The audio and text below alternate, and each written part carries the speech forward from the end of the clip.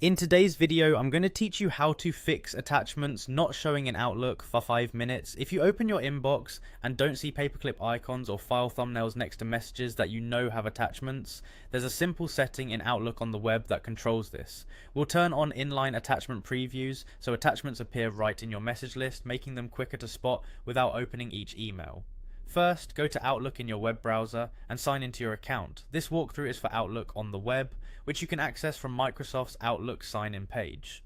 Once your inbox loads, look toward the top right corner of the screen for the gear icon. That's the settings button. Click it to open the settings panel. Inside the panel, you'll see a few quick options. To get to the full controls we need, select Mail. This opens the main mail settings area where you can manage how your inbox behaves and looks. Next, choose Layout. Layout is where Outlook groups visual and organizational preferences for your mailbox. This is the section that affects how messages appear in the list and what details are visible at a glance.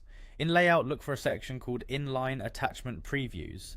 This setting determines whether attachments show up right in the message list, below the subject line, instead of only inside the email after you open it. When inline previews are on, you'll typically see a small paperclip icon, and for some file types like images or PDFs, a tiny thumbnail so you can identify the file quickly.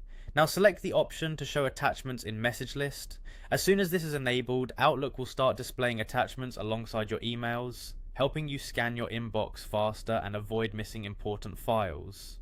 Finally, click Save. Depending on your version, some settings may autosave, but it's a good habit to hit Save to confirm the change.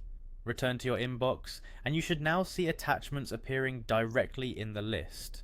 If you don't notice the change right away, give the page a quick refresh.